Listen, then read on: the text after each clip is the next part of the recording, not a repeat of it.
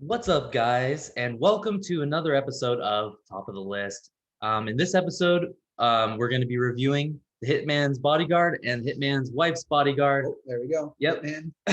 Hitman's wife. Of course, this is your host, RB, along with as well as me, Dom, just the guy in the background. He does the regular things. As you could say, this is the Hitman, and I'm his bodyguard. Whoa. We have discussed well before this that it's the other way around, but okay. All right. Yes, but Hitman's Bodyguard and Hitman's Wife's Bodyguard. Yes. Action, comedy, romance films, sort of going multi-genres here for both of these films. I know I had seen the first one of these films in theaters, was extremely impressed. Was so excited when they announced they were doing a sequel, counting down the days till it came out to the theaters. You, Dom, not so much, yeah? Yeah, I mean, I heard that you liked it a lot, Right? And I thought, yeah, sure, that looks entertaining at the very most. But you know, Ryan hates that I do this, but I look at the Rotten Tomatoes, and if it's not a great score, I usually don't waste my time going to the theater to see it. But you know, Ryan convinced me to watch the first one, and I enjoyed it, and we went and saw the second one, and I enjoyed that one as well. And these are great. I think the best way that Ryan hates when I describe them like this too, but they're popcorn movies. There's not much to really think about except just sit back, chew on some popcorn, and have a great time watching it. And this is why I love this movie. And I didn't like A Quiet Place because I couldn't chew on my popcorn. It was too loud. Yeah. So, perfect. Wonderful. Yes. So let's start with, I think we'll just dive on in with our thoughts on both films, starting with The Hitman's Bodyguard, released in 2017. Yes. Like I said, I saw this in theaters. You saw this a week before seeing the second one. Yeah. Film stars Ryan Reynolds, Samuel L. Jackson, Selma Hayek. Great cast for our protagonist. And then Gary Oldman as our villain. Really great cast. Yeah, awesome cast, which is what got me into the door because I knew nothing about this movie. I knew the cast. I thought it was going to be an action movie. I'm not that big into action films, but like I said, it was the many genres that were covered in this film that made me love this film and overall this film series altogether. So I'm going to come out of the gate and say with this one, the first film I give an 8 out of 10. To me, it was a great movie. Awesome performance. I enjoyed the story. Of course, the action was cool. The comedy was cool. The love story was cool. I liked it all. So 8 out of 10 off the bat for me for Hitman's Bodyguard. Our director, who is Patrick Hughes, had a lot to work with his cast. Sort of a softball pitch here, but I think he hit it out of the park with it. Yeah. I think you're right in saying it's a softball pitch because, I mean, Ryan Reynolds, Samuel L. Jackson, that's going to put people in the seats, sell tickets in its own right. Yes, of course. You know, so he could have made a, below average film, but of course, I think this is an above average movie. It's that's all I could say, really. Okay. Do you want me to give my score now? Yeah, okay. Sure. Yeah, so my score is going to be a 6 out of 10. Yeah. I think it's an above average action movie. Is it a good action movie? I don't think so. Okay. I don't think that it is. The story is good enough to make it one up there with some of those 7 or above action movies. I think Mission Impossible is one of the best action franchises we have going on right now. Definitely not on that level.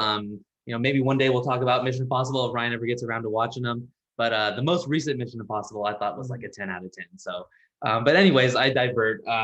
Hitman's Bodyguard, an above average action movie with some standout, I'd say, I think I could think of 3 really fantastic sequences in this movie that were great action sequences. And then, of course, just the whole movie, I was laughing. That's the thing. I agree with you. Yeah. It's not a perfect action film.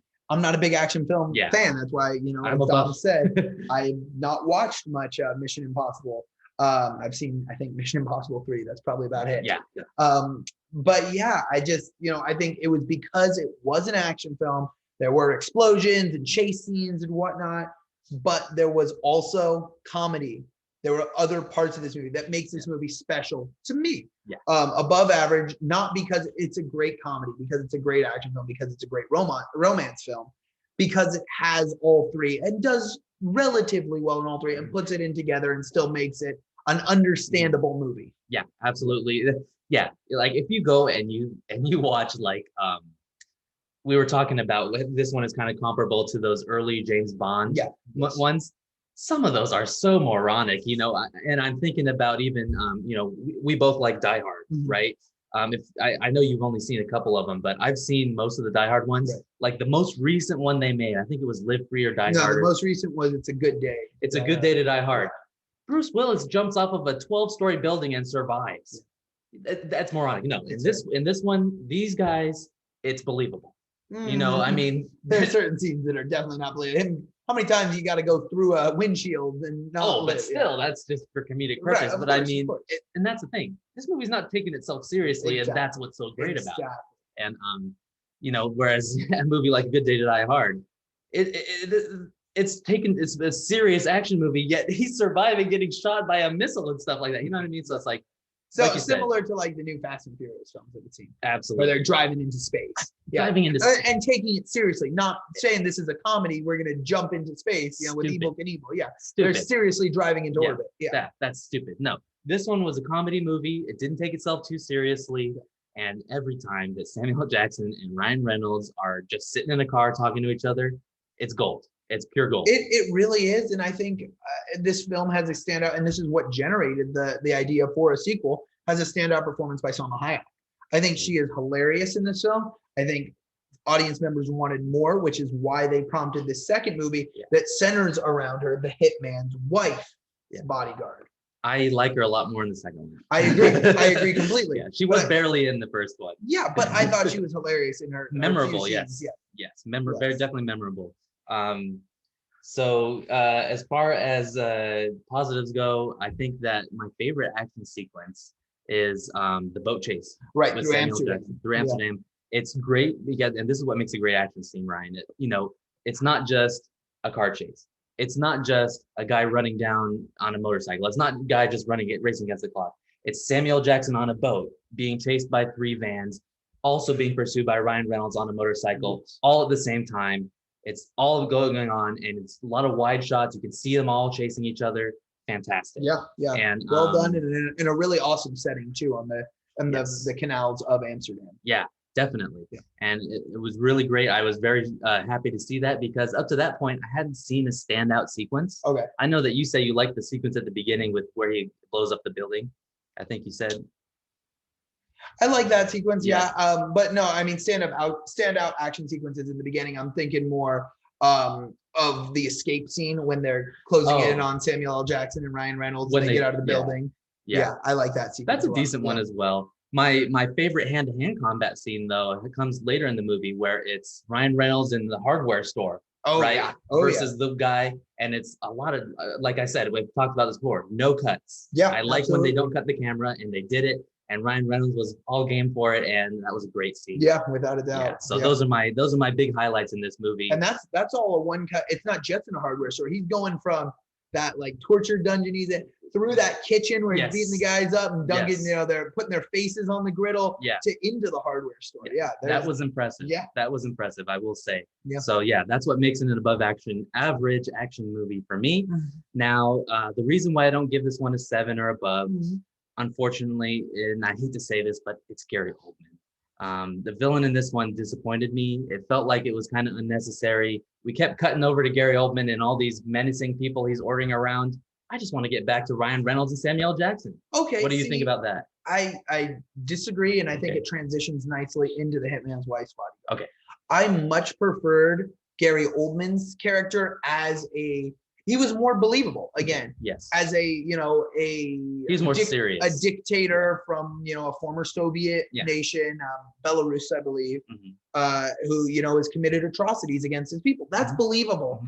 Whereas if we go into the Hitman's wife's bodyguard and Antonio Banderas, he's more of almost a sci-fi-esque villain, or like you said, an old Bond villain. He wants to drill into the ocean to reach the national. What was it even?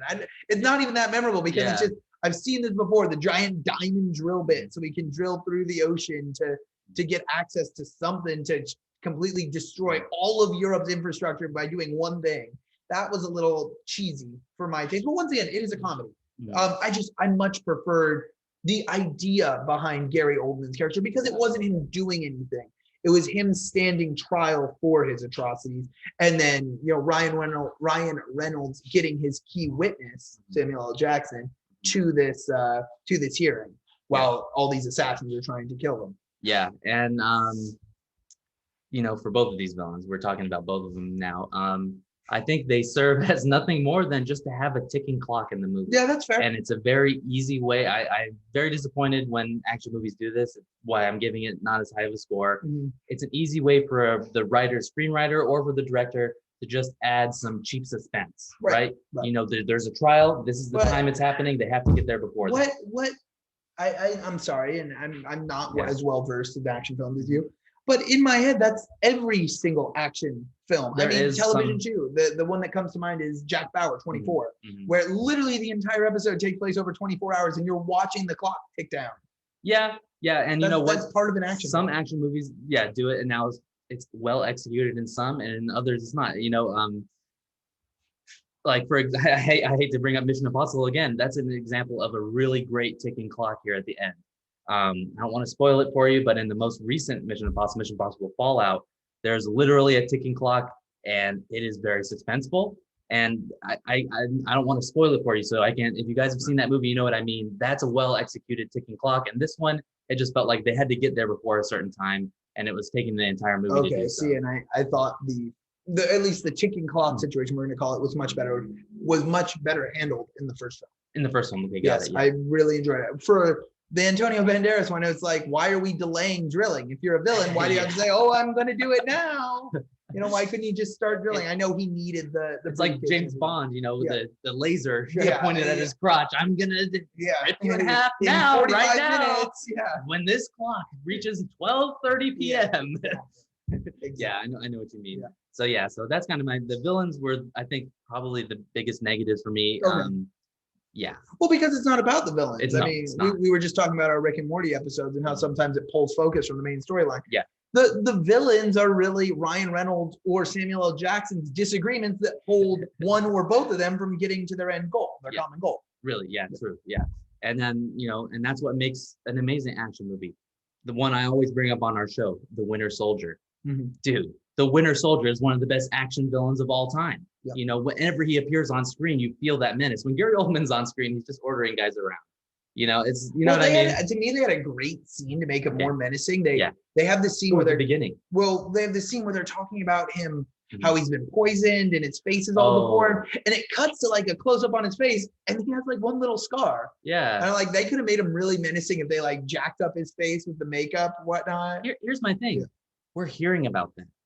When we learn about the Winter Soldier and Winter Soldier, and we learn why he's being brainwashed, we see him being plugged into a chair and literally electrocuted. Like we get to see instead of being told what happened, you know? And that's a big gripe I have. But let's go into our scores for the second movie. So to me, the second movie took a big step up. I think whereas there were slower points in the first movie, this one was pedal to the metal the whole time. A lot of the comedic dialogue was happening while action sequences were happening. Which I love. Like I said, my one gripe with this one is I didn't like Antonio Banderas as our villain. But I thought the comedy hit home even more in this second film, and I thought there was some really cool action sequences. So I'm going to give this one an 8.5 out of 10, just a slight step above. Which is I was surprised. I was not expecting more from the second film than from the first, but I like the second one even more. I'm surprised too. I mean, I didn't necessarily like it more, but I thought it was a continuation of what we saw in the first Without a doubt. And that's why I give it the same score, 6 out of 10. Like I said, it was very much a continuation. Like I said, I just think even there were either more jokes or they were better placed, you know. Whatever, you know, it was also Patrick Hughes, the direction. Whatever he did with the second movie, I felt like I was laughing more in the second movie than I was in the first. And I laughed a lot in the first too. I laughed a lot in the first one, although I do think that in the second one, there was more of a focus on comedy than action. And it's not necessarily a negative in any way. It's just he decided to make it more comedic than the first one. Because that's what I think people didn't expect that in the first movie. And the people that really liked this film walked away because they liked the comedy so much. Absolutely. And he doubled down on it, and I like that. A lot more Selma Hayek in the second film, of course, being called the Hitman's Bodyguard. She is one of the best parts of this movie. I agree with you in that. I also do like Morgan Freeman's character. He wasn't on the screen much, but he plays Michael Bryce, who's Ryan Reynolds' character, stepfather, who's like sort of brought him into this this bodyguarding business. And I really liked him in this film. I thought he had some really funny quippy lines, and done, of course, in his classic Morgan Freeman serious, debonair way. And yet he's doing it, and you're still, laughing, even though he's like dead serious about a lot of these things. Yeah, definitely. And I think that Ryan Reynolds was even funnier in this one than the first one. I think seeing Salma Hayek and Samuel Jackson together on screen was amazing. Right, which we had to wait to see until the final scene of the first film when they're in the bar. Yeah. That, and then we saw them once together in a flashback sequence in that same bar, the La Cucaracha. Something else that these films relied on, as you just brought up, mine, flashbacks. Another thing I'm not too hot on. I'm okay with flashbacks, but it seems like in the first one they used them quite a bit. In this one they used it once or twice, and I was okay with that. Yeah, I agree. I think they used flashbacks at the right point for emotional sequences. I don't think they relied too heavily on it. I was fine with the let me rephrase this. I was fine with the flashback that was for purely I wasn't okay with the one that was for a misdirect, like a mislead. If you know what happens with Selma Hayek, the one that concerns her, like, fake backstory with Antonio Banderas. Yeah. Didn't feel like I was all too good on that one. But the one with Ryan Reynolds, the flashback about how his mother died and everything, I thought that was a well-executed flashback. Have you seen the film Overboard? Because that's why that was funny. And it was amazing that Ryan Reynolds said, wasn't there a movie that, because if you've seen that movie and you're a fan of Goldie Hawn, and I don't remember if she plays. I haven't seen that one. That's that's literally that, that film, and that's a sequence from it. And that's why it was so funny. Yeah. The irony there. He's like, I think I know this movie from somewhere. Yeah, I think maybe that might have gone over my head. Okay, gotcha. Yeah, there was one other character I wanted to talk about that I thought was really good in this one. It was Bobby ONeil. Oh, Frank Grillo. He was the Boston Boston officer working for Interpol. A surprise for me in this one. He was funny, sort of the stereotypical Boston guy, a la Mark Wahlberg in cop movies. Yeah. I thought he was really funny though. He has the Scottish translator, and he's calling her Sean Connery. And I thought he was just funny, and classic rough and tumble Boston cop. I really enjoyed his performance. Frank Grillo is the name of the actor. I don't know if I've seen him in anything else. He was in The Winter Soldier and Captain America: Civil War. Oh, he was the agent. Yeah, who was the SHIELD agent who ended up being a Hydra agent, right? He was a Hydra agent, and then at the beginning of Civil War, he's the one that has the bomb strapped to him that Wanda shoots up into the. That's right. Yeah. Okay. Yeah. So definitely, no, he was good in this one. I agree with you there. He did a good job. But yeah. Mm-hmm. So should I just say final scores or anything else you want to talk about? I mean, no, I think that's it. Like I said, I think you and I liked less this film because of the type of films we like. I'm a huge comedy fan. That's why I love these films. You're more of an action fan, and this, because the comedy somewhat pulled from the action, probably why you gave it a little bit lower of a score. But yeah, overall for me, 8 and an 8.5 for the Hitman's Bodyguard and the Hitman's Wife's Bodyguard, respectively. And for you, Dom, you said both 6s, correct? 2 6s for me. All right. All right. Well, we'll see if there's a third one in the making. I don't foresee it. I think they tied it up nicely with a bow here. Yeah, I don't think they will. I think this is it, and they'll move on to something else. But I hope these two somehow meet again. Samuel Jackson and Ryan Reynolds, because them on screen is cool. Well, let's get the Multiverse of Madness open and get Nick Fury to meet Deadpool. Yeah. Oh my God, that would be amazing. Yeah. Well, the first time I watched this movie I watched it in that whole lens. That's who it was, because I mean. At that time, 2017, Deadpool 2, I think, had just come out or was coming out soon. And I'm sure, we'd see Nick Fury in something MCU related. Yeah. We get 2 MCU films a year now? Yeah. So something like that. Yeah. This year we're going to have 4. Wow. That's and all of our series, of course, which reminds us, Loki will be coming out on Wednesday or Thursday with our review of Loki, the penultimate episode of the show, episode 5 of this 6-part miniseries. We just dropped our Rick and Morty season 5 episode 3 review, a Rick Convenient Mort. Yeah. So we'll be back, bi-weekly with those reviews, and then of course, like we said, summer blockbuster season. In the Heights review, probably in the hopper, possibly Space Jam, and then of course Black Widow in a couple of, or actually this upcoming week, correct? Yeah, Black Widow coming up as well. So we have a lot of great content coming for you guys as well. Dom, you want to tell them where they can find us? Yeah, absolutely. If you guys enjoyed the video, please feel free to give us a like on YouTube if you watch on YouTube. Also subscribe, click the subscribe button down below, and you'll receive notifications and all that for more of our videos coming out soon. as well as our podcast. You can find us on Spotify, Google Podcasts, Apple Podcasts. Just type in the search bar, top of the list with RB and Dom, and you'll find us there. Give us a follow there, and give us a good review as well if you're on there. So with that said, we'll see you guys on the next episode of Top of the List. Later, guys.